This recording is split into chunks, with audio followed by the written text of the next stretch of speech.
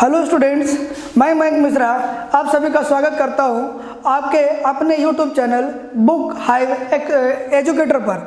ठीक है, आज एक बार फिर से आप लोगों के लिए मैं एक बड़ा ही मज़ेदार सेशन लेकर आया हूं। प्रीवियस ईयर पेपर फिर से एक बार आज हम लोग डिस्कस करेंगे और आज का पेपर है 12 मार्च 2018 शिफ्ट थर्ड CHSL को डिस्कस करेंगे आज हम।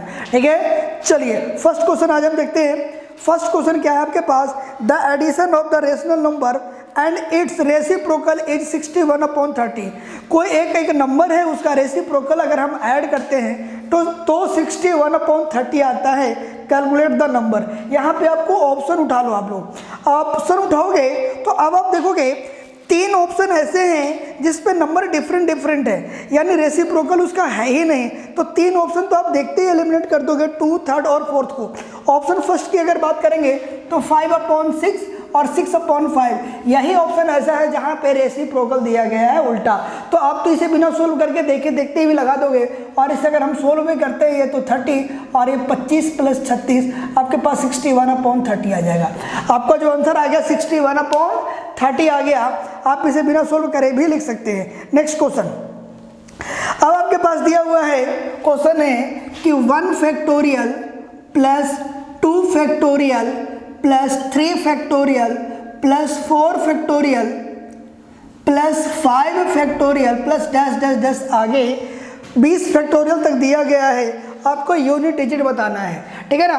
तो अब आप देखोगे एक चीज मैं बता दूं, 5 फैक्टोरियल और 5 फैक्टोरियल के बाद जितने भी नंबर होंगे उनका यूनिट डिजिट 0 होगा। कैसे?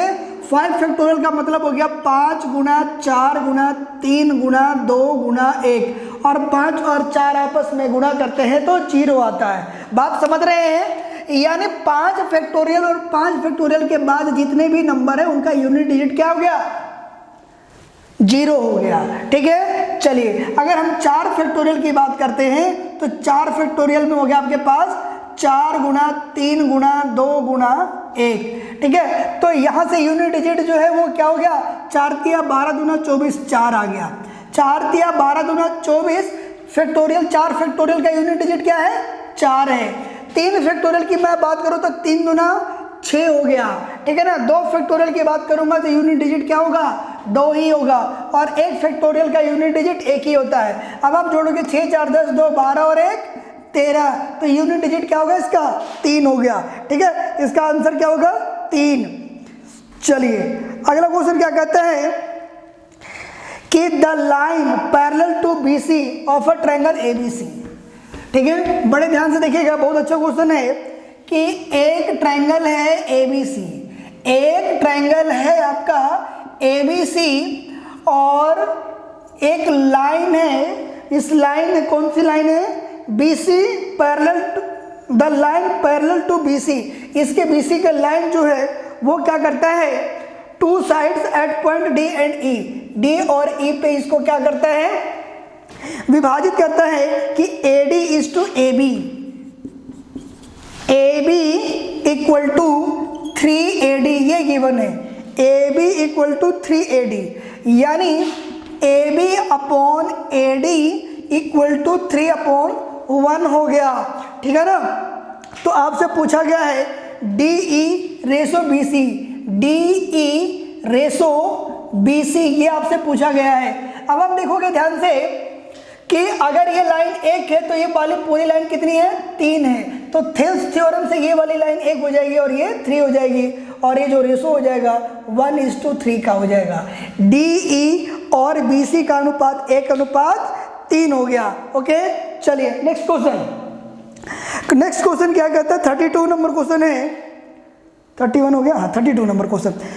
इफ कुछ छोटा था, हाँ क्वेश्चन नंबर 30 हमने डिस्कस नहीं किया था। क्वेश्चन नंबर 30 डिस्कस करते पहले कहता क्या है? In a triangle of circumscribed on a circle centre O। ठीक है, अब आप देख रहे होंगे फिगर, इसमें गिवन क्या क्या है? AB equal to 12 centimetre, AB equal to 12 centimetre, BQ equal to 7 centimetre, BQ equal to 7 centimetre, CQ equal to 5 centimetre. C Q equal to 5 centimetre. तो अब आप देखोगे, आपने पढ़ा है किसी एक बाहरी पॉइंट से अगर दो टेंजेंट लाइन अगर हम ड्रॉ करते हैं किसी सर्कल पर तो उनका लेंथ जो होता है वो इक्वल होता है, ठीक है ना। किसी भी बाहरी पॉइंट से अगर सर्कल पे दो टेंजेंट लाइन खींचते हैं तो उनकी लेंथ जो होती है वो बराबर होती है। आपको बताना है calculate the length of side AC, AC का लेंथ ज्ञात करना है। अब आप देखोगे AB 12 है, अब AB 12 है और BQ 7 है, तो अगर BQ 7 है तो BP भी 7 होगा, अगर BQ 7 है तो BP भी 7 होगा और पूरा 12 है तो AP 5 हो गया। अगर AP 5 है तो AR भी 5 होगा, AP 5 है तो AR भी 5 होगा, इससे इक्वल हो गया। अब आप देखोगे CQ 5 है, CQ 5 है तो CR भी 5 होगा, CQ 5 है तो CR भी 5 होगा और AC equal to AR plus RC, 5 और 5 जोड़ोगे क्या हो गया 10 हो गया, ठीक है। चलिए अगला क्वेश्चन, ये हमने डिस्कस कर लिया था, ओके। चलिए नेक्स्ट क्वेश्चन है,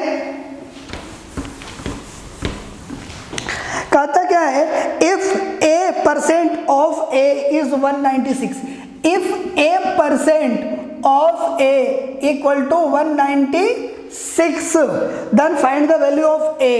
then देखोगे A square equal to 196 into 100 हो गया। अब 196 का स्क्वायर कितना होता है 14 और A कितना होता है 10, ठीक है ना। तो 14 गुणा 10 क्या हो गया 140 हो गया। चलिए नेक्स्ट क्वेश्चन, क्वेश्चन आपके पास गिवन है यहाँ पे A upon B equal to C upon D equal to E upon F equal to 2। तो जब भी इस टाइप का क्वेश्चन होगा तो आप A, C और E की वैल्यू 2 सपोज करोगे, A, C और E की वैल्यू आप 2 सपोज करोगे और B, D और F की वैल्यू 5, B, D और F की वैल्यू 5 सपोज करोगे आप, ठीक है। तो अब आपको फाइंड क्या करना है, 5A प्लस 3C, 5A यानी 5 दुना 10, ठीक है, प्लस 3C 3 दुना 6 प्लस 2A 2 दुना 4 बटे में आपको नीचे निकालना 5B 5 5 25, ठीक है, 3D 5 तिया 15 प्लस 2F, 2F का मतलब हो गया 5 दुना 10। अगर आप जोड़ते हो 6 4 10 और 10 20 ऊपर हो गया, 25 और 15 40 और 10 50, आंसर आ गया 2/5। जब भी इस टाइप का क्वेश्चन आता है तो ध्यान रखना बच्चों, जो रेशो गिवन है ना 2:5 का, हमेशा आंसर वही आता है, 2:5 ही इसका सही आंसर है। तो इतना सोल्व करने की जरूरत आपको नहीं है, एग्जाम में आप सीधा 2/5 लगाओगे, ओके। चलिए नेक्स्ट क्वेश्चन 34, क्वेश्चन नंबर 34 क्या कहता है वो देखिएगा। क्वेश्चन ये है कि C एंड D 4000 और 5000 रुपये निवेश के साथ एक व्यापार शुरू करता है। C जो है वो 4000 रुपये के साथ और D जो है वो 5000 रुपये के साथ एक व्यापार निवेश करता है। 3 महीने पश्चात C 1000 रुपया निकाल लेता है। 3 महीने तक पैसा तो इसका यही था, उसके बाद 1000 निकाल लिया तो 3000 रुपया रह गया, है ना। 3 महीने तक पैसा 4000 ही था, 3 महीने के बाद 1000 निकाल लिया तो कितना बचा 3000 बचा, निकाल लेता है। जबकि D व्यापार शुरू होने के 6 महीने पश्चात 1000 रुपया और निवेश करता है। 6 महीने तक यही पैसा था, उसके बाद 1000 और निवेश कर दिया तो 6000 हो गया, निवेश करता है। वर्ष के अंत में C का हिस्सा 3900 रुपया है, यानी C को अगर 3900 रुपीज़ प्रॉफिट हुआ है तो बताना कि टोटल लाभ कितना हुआ है वर्ष के अंत में, यानी 12 महीने की बात हो रही है। 3 महीना हो चुका है यानी 9 महीना और 6 महीना हो चुका है यानी 6 महीना और। अब आपको देखना है कि दोनों का इन्वेस्टमेंट का रेशो क्या है। जो रेशो इन्वेस्टमेंट का होगा प्रॉफिट का डिस्ट्रीब्यूशन का रेशो भी वही होगा। तो अब आप देखोगे 4 तिया 12000 और 9 तिया 27000, 12000 और 27000 जोड़ोगे तो C का पैसा लग गया 39000। C ने इन्वेस्ट कितना किया 39000। अब देखोगे ये 6 बचे 30000 और 6 6 36000, इसका पैसा लग गया 96000, है ना। 30000 ये लग गया और 36,000 ये लग गया, तो 30 और 36 66,000 पैसा इसका लग गया। अब आप काट के देखोगे 3 जीरो से 3 जीरो कट गया। अब आप 3 से काटते हो तो ये आ गया 23 13, 3 से काटते हो तो ये 13 आ गया और ये 3 से काटे हुए तो 22 आ गया।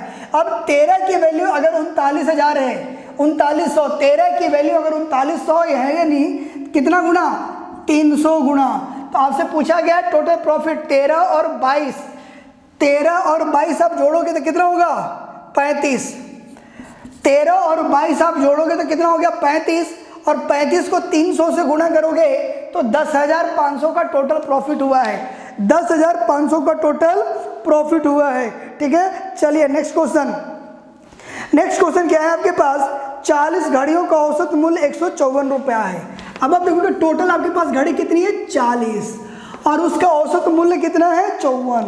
कहता है कि 54 सेंटीमीटर है, 40 छड़ी, घड़ी है छड़ी स्टिक्स है, 40 घड़ियों की औसत मूल्य कितना, औसत ऊंचाई 40 छड़ी है स्टिक्स, 40 छड़ियों की औसत ऊंचाई 154 है। 160 सेंटीमीटर औसत ऊंचाई वाली कुछ छड़ियां निकाल दी जाती हैं तो नई औसत ऊंचाई 150 हो जाती है। तो अब आप देखोगे कि टोटल औसत कितना था 154 था, इसको एलिगेशन से करते हैं हम लोग, ठीक है ना। 160 वाला निकाल दिया तो औसत अब कितना बच गया 150 बच गया। अब आप देखोगे 54 में से 50 जाएगा तो बच गया 4 और ये आ गया 6, 2:3, टोटल रेशो क्या हो गया 2:3 का हो गया। बात समझ रहे हो चीज को, 2 और 3 5, 5 की वैल्यू है 40, टोटल छड़ियां 40 है, 1 की वैल्यू कितनी हो जाएगी 8, 8 दूना 16 और 8 तिया 24, यानी 160 सेंटीमीटर वाली अगर हम 16 निकाल देते हैं तो पूछा गया है कितनी छड़ियां बची हुई हैं, तो बची हुई छड़ियां कितनी है 24 है, 16 हमने बेच दिया है तो कितना बच गया 24 बच गया। ठीक है ना, क्या कहता है कि 160 सेंटीमीटर वाली हमने निकाल दी है यानी बेच दी, तो बच गई कितनी 24 बच गई। ठीक है ना, चलो अगला क्वेश्चन। कहता है कि एक राशि 25% प्रतिवर्ष की दर से 12 महीने का चक्रवृद्धि ब्याज 935 रुपया है। 12 महीने का मतलब होता है 1 साल और इंटरेस्ट हमेशा ईयरली मिलता है, तो 25 गुना 1 25% ही हो गया, यानी अगर 25% की वैल्यू 935 है, 25% की वैल्यू अगर 935 है तो आपसे पूछा है 100% कितना होगा 4 गुना, 100% का मतलब तो 4 गुना, इसको 4 से गुना कर लोगे, 4 से गुना करोगे तो 5 चौक 20, 2 4 12 और 2 14, 1 9 चौक 36 और 1 3740, पूरा प्रिंसिपल कितना होगा 3740, ऑप्शन नंबर फर्स्ट। चलिए नेक्स्ट क्वेश्चन। कहता है कि क्रय मूल्य तथा विक्रय मूल्य का मध्य अंतर 491 है। सीपी और एसपी के बीच का डिफरेंस 451 है। यदि हानि की प्रतिशत 11 है तो विक्रय मूल्य ज्ञात करें। हानि का प्रतिशत यानी 11% की वैल्यू ही 451 है, ठीक है ना। सीपी माइनस एसपी लॉस ही होता है, यानी 11% की वैल्यू अगर 451 है बच्चों तो 1% की वैल्यू 11 चौक 44 और 11 41% हो जाएगी, तो सीपी हो गया 100%, 100% की वैल्यू 4100, यानी इसका आंसर क्या हो जाएगा 4th। Next question. एक दुकानदार अपनी मेज के मूल्य को क्रय मूल्य से 30% अधिक अंकित करता है। बच्चों जितना भी उसका कॉस्ट प्राइस था उससे 30% बढ़ा के, यानी अगर सीपी 100 रुपया है तो एमपी जो है वो 130 रुपया हो गया, ठीक है ना। 30% बढ़ा दिया और ग्राहक को 12% की छूट दिया। डिस्काउंट हमेशा मार्क प्राइस पे मिलता है, 12% की छूट देंगे यानी 88/100 पे बेचेंगे। अब काट लो, 1 0 से 1 0 हो गया ये। अब 13 को 88 से अगर गुणा करते हो तो 13 8 104, 13 8 104, 4 हो गया हासिल 10 और 13 8 104 और 10 114, 114.4, यानी 100 की वस्तु 114.4 पे बेचेंगे तो 14.4 का प्रॉफिट हो जाएगा। Next question. अब आप देखोगे इस तरीके से ये सीरीज चलता आ रहा है, एक सीरीज बेस्ड क्वेश्चन है। अब आप देखोगे हमने इसको रेशनलाइज करना है। अगर आप इसे रेशनलाइज करते हो तो रेशनलाइज करोगे √25 माइनस √24 से, ठीक है ना। जैसे एक मैं बताता हूँ आपको, फिर हम सीरीज कंटिन्यू करेंगे।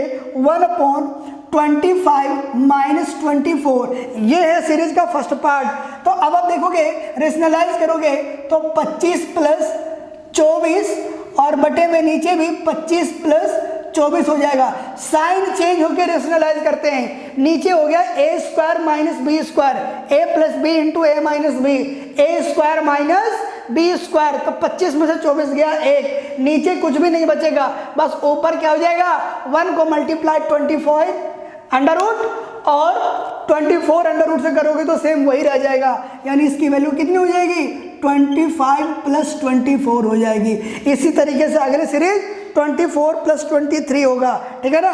तो जब हम इसे सोल्व करेंगे तो ये पैटर्न कुछ ऐसा चलेगा, 25 प्लस 24, बीच में माइनस आगे 24 प्लस 23, आगे 23 प्लस 24, अगली साइड प्लस की है ना।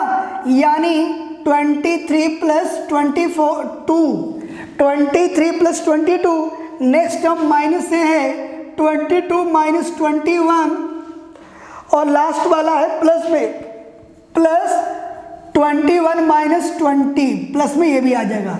अब आप देखोगे एक बार अगर आप सोल्व करते हो तो ये हो गया 25 plus 24 minus 24 minus 23 plus 23 plus 22 minus 22 minus 21 plus 21 plus 20। अब आप देखोगे यहां से लेकर ये यहां तक सारा कैंसिल आउट हो गया, लास्ट में बच कितना गया 25 प्लस 20, इसे लिखोगे 5 और 2 बचे 2 रूट 5, 5 चौक 20, ठीक है ना। 20 को लिखोगे 2 रूट 5, यानी आंसर इसका क्या हो गया 5 प्लस 2 रूट 5 हो गया, ठीक है। चलिए नेक्स्ट क्वेश्चन।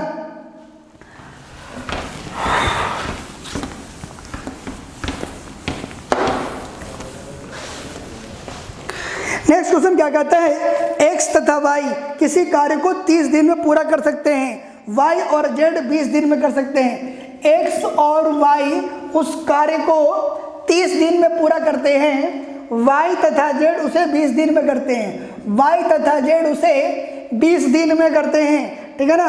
x कार्य आरंभ किया और 15 दिन तक काम किया, x ने काम किया 15 दिन तक, x ने कितने दिन तक काम किया 15 दिन तक।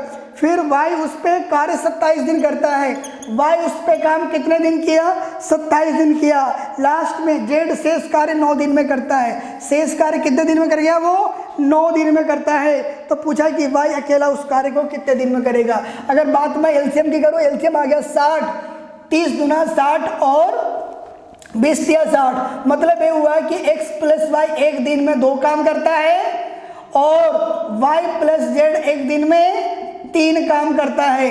अब आप देखोगे ध्यान से, मैंने क्या कर दिया, इस 27 को जोड़ा मैंने 15 प्लस 12 कर दिया, ठीक है ना। यानी x का 15 और y का 15 अगर मैं जोड़ दूं तो x और y का 15 दिन का काम हो जाएगा। x का 15 दिन और y का 15 दिन अगर जोड़ दूंगा तो x और y का 15 दूना 30 काम हो चुका है, 15 दूना 30 काम हो गया। x और y एक दिन में 2 काम करते हैं तो 15 दिन में 30 काम करते हैं। अब आप देखोगे इस 12 को मैंने फिर ब्रेक कर दिया 9 प्लस 3 में, इस 12 को मैंने फिर से ब्रेक कर दिया 9 प्लस 3 में। तो y और z एक दिन में अगर 3 काम करते तो 9 दिन में 27 काम करेंगे, y और z अगर एक दिन में 3 काम करते हैं तो 9 दिन में 27 काम करेंगे। अब आप देखोगे y का 3 दिन का काम बचा हुआ है और काम कितने हो गए 30 और 27 57, 3 काम रह गया। यानी 3 काम y 3 दिन में करता है, यानी y रोज का 1 काम करता है। तो अगर y रोज का 1 काम करता है तो 60 काम करने में y को 60 दिन लग जाएगा। यानी इसका सही आंसर क्या होगा 60 होगा, y डेली का 1 काम करता है। ओके चलिए नेक्स्ट क्वेश्चन। नेक्स्ट क्वेश्चन क्या है, नेक्स्ट क्वेश्चन है 220 मीटर लंबी एक रेलगाड़ी 440 मीटर लंबे पुल को 33 सेकंड में पार कर जाती है। अब आप देखोगे 220 मीटर लंबी रेलगाड़ी है और 40 मीटर लंबे प्लेटफॉर्म को 33 सेकंड में पार कर जाती है। तो दूरी क्या होगी, दोनों को जोड़ देंगे, लंबाई की भी, ट्रेन की लंबाई भी और पुल की लंबाई दोनों को जोड़ दोगे, ये हो गया 660/33। ठीक है, स्पीड कितनी आ गई, 33 × 66 20 मीटर पर सेकेंड। जो चाल आ गई 20 मीटर पर सेकेंड। तो आपसे पूछा गया है कि यही रेलगाड़ी 350 मीटर लंबे प्लेटफॉर्म को कितने देर में पार करेगी। यही रेलगाड़ी 350 की अगर हम बात करें तो 350 इसमें अब जोड़ दो तो कितना हो गया 570। दूरी कितनी होगी 570। किस चाल से, 20 की चाल से। तो 57/2 28.5 आपका सही आंसर हो गया। कितना टाइम लगेगा, 28.5 टाइम लगेगा। चलिए नेक्स्ट क्वेश्चन, अब ग्राफ वाले क्वेश्चन आ गए हैं। चलिए क्वेश्चन क्या है आपका, ये ग्राफ दिया गया है, डेंगू के कारण होने वाले मौत को दर्शाया गया है। चलिए पहला क्वेश्चन क्या कहता है, पिछले वर्ष की तुलना में किस वर्ष में मृत्यु की संख्या सबसे कम हुई है। सबसे कम हुई है ये बताना है, पिछले वर्ष की तुलना में। पिछले वर्ष की क्वेश्चन है कि पिछले वर्ष की तुलना में किस वर्ष में हुई मृत्यु की संख्या सबसे कम थी। पिछले वर्ष से कंपेयर करना है, तो पिछले वर्ष से कंपेयर करोगे तो सबसे कम मृत्यु जो हुई है वो अब आप देखोगे ऑप्शन, अगर हम बात करें ऑप्शन है आपके पास 15, 16, 14, 17। 2015, 16, 14 और 17। चलिए पिछले वर्ष की तुलना में सबसे कम की बात करें, अगर हम बात 15 की करते हैं तो 1500 से 7500 बहुत ज़्यादा हो गया है। 1600 की बात करें 7500 से 900 1500 हुआ है, ठीक है ना। 14 की अगर हम बात करें तो 6000 से 1500 कम हुआ है, पिछले वर्ष की तुलना में कम हो गया। यानी आंसर क्या हो गया, और 2014 इसका सही आंसर है। चलिए अगला क्वेश्चन, 2012 और 14 के बीच हुई मृत्यु की संख्या का अंतर, 12 और 14 के बीच का अंतर बताना है। 12 में हुआ 8000, 14 में हुआ 1500। 8000 में से 1500 घटा दोगे तो क्या बचेगा, 6500 बचेगा। आंसर आपका क्या हो जाएगा, 6500। अगला क्वेश्चन, 16 की तुलना में 13, 2016 की तुलना में 13 में हुई मृत्यु की संख्या की प्रतिशत कमी बतानी है, प्रतिशत कमी बतानी है। अब आप देखोगे 2016 में कितना हुआ है, 9000। 2016 में हुआ है 9000, 2013 में हुआ 6000, 3000 कम हो गया। 3000 कम गया किससे, 9000 से। 3000 कम गया किससे, 9000 से। 3/9 यानी 1/3, 33:1/3%। इसका आंसर जो होगा वो 33:1/3%। चलिए 33.33%। नेक्स्ट क्वेश्चन, यदि डेंगू के कारण हुई प्रत्येक मृत्यु के लिए औसतन 10 लाख रुपए की बीमा की भुगतान किया गया तो 2015 में कितना भुगतान किया गया था। 2015 में भुगतान था 7500 का। 7500 को गुणा कर दोगे किससे, 7500 को गुणा करोगे आप 10 से, यानी 7500 को गुणा करोगे 10 से तो 750, ठीक है ना। इतने लाख के आसपास हो जाएगा, करोड़ रुपया हो जाएगा, 750 करोड़ हो गया आपके पास। तो आंसर इसका क्या हो जाएगा, 750 हो गया। नेक्स्ट क्वेश्चन कहता क्या, एक वर्ग का परिमाप 330 मीटर है। वर्ग का परिमाप पेरीमीटर स्क्वायर 4 गुना भुजा, तो 4 से भाग कर दोगे तो 728 7.5 होगी साइड। तो इसका क्षेत्रफल ज्ञात करें। 75 का स्क्वायर निकालना है, 8 सत्ते 56.25, 75 का स्क्वायर होता है 56.25। अगला क्वेश्चन, एक वृत्त का क्षेत्रफल 346.5 है, इसकी त्रिज्या निकालनी है। वृत्त का क्षेत्रफल होता है पाई आर स्क्वायर, वृत्त का क्षेत्रफल पाई आर स्क्वायर 346.5, 346.5। अब आप देखोगे ये 7/22 हो जाएगा, ये 7/22 होगा। काटोगे पहले 11 से तो 11 × 33, 1 16, 11 कम 1 और 11 × 5 55। अब 2 से काट लो, अब 2 से काटोगे तो 15 दूना 30, 2 से अगर हम काटते हैं इसको तो 15 दूना 30 आ गया। अब ये आ गया, एक आ गया ना 15, 2 सत्ते 75 आ गया, है ना, 15.75। और आपको बताना क्या है, त्रिज्या बतानी है अब आपको। तो अब आप देखोगे अगर मैं मल्टीप्लाई कर लूँ तो ये अप्रोक्स 16 के आसपास है, ये नंबर 16 के आसपास है। 16 का वर्गमूल होता है 4, 16 का वर्गमूल होता है 4 और 15 सते 105, 15 सते 105। अब अगर मैं इन दोनों को मल्टीप्लाई गुण करूंगा अप्रोक्स वैल्यू अगर मैं देख के, तो 15 सते 105 या 16 सते 112।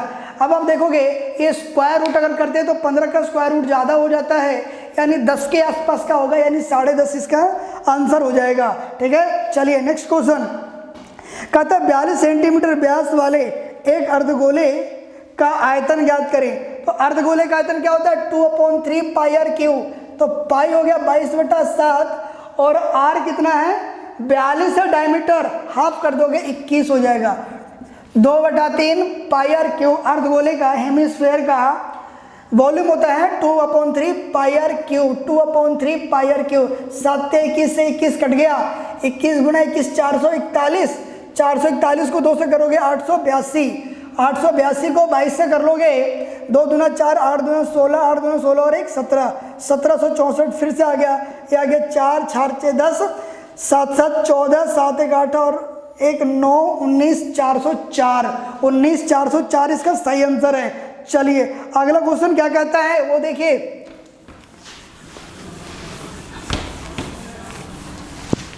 अगला क्वेश्चन आपके पास, एक ट्रायंगल है एबीसी, एंगल बी पे 90 डिग्री है, एंगल बी पे आपका 90 डिग्री है, यहाँ पे आपका 90 डिग्री है। अब आपसे पूछा गया है कि एंगल ए इज 60 डिग्री, ये जो है वो 60 है, ये 90 है, तो ये अपने आप 30 हो जाएगा, ये अपने आप 30 हो जाएगा।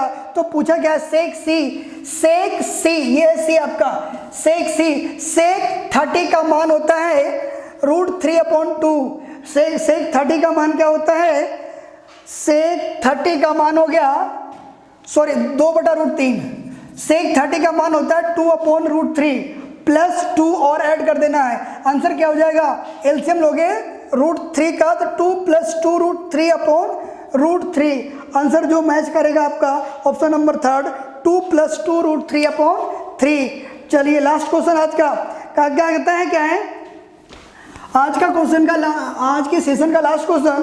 इन a triangle ABC B 90 degree है, सेम यहाँ पर भी ये 90 डिग्री है, बी पे क्या है ये 90 डिग्री है। और क्या गिवन है cos A = 5/13, cos A = 5/13, cos A का मान होता है बेस अपॉन हाइपोटेनस, यानी बेस cos A के लिए बेस ये वाला है, ये आपके पास 5 है और ये है आपके पास 13। फिर आपके पास गिवन क्या है AB = 10 सेंटीमीटर, ये AB क्या है 10 सेंटीमीटर, यानी इसका डबल गिवन है, इसका डबल गिवन है। आपसे भुजा BC पूछा है। ट्रिपलेट्स की बात करें तो 5 12 और 13 होता है, ट्रिपलेट्स की बात करेंगे तो 5 12 और 13 होता है, यानी रेशो में ये डबल है तो 12 का डबल कितना होता है 24, यानी इसका सही आंसर क्या हो गया 24 हो गया। तो इस तरीके से आज के सेशन के 25 मज़ेदार क्वेश्चन आज हमने किए, आपको बड़ा ही मज़ा आया होगा। आप ऐसा करिएगा, वीडियो को पॉज करके पहले क्वेश्चन खुद सोल्व करिए, उसके बाद हमारी वीडियो को देखिए, ठीक है। अगर वीडियो आपको अच्छी लगी है तो लाइक शेयर और कमेंट्स ज़रूर करें। अगर हमारे चैनल को आपने सब्सक्राइब नहीं किया तो सब्सक्राइब करिए, ताकि जैसे ही हम सोल्ड पेपर आप सभी को लेकर आए तो मैसेज आप तक पहुंच जाए। Okay, all the best, thank you.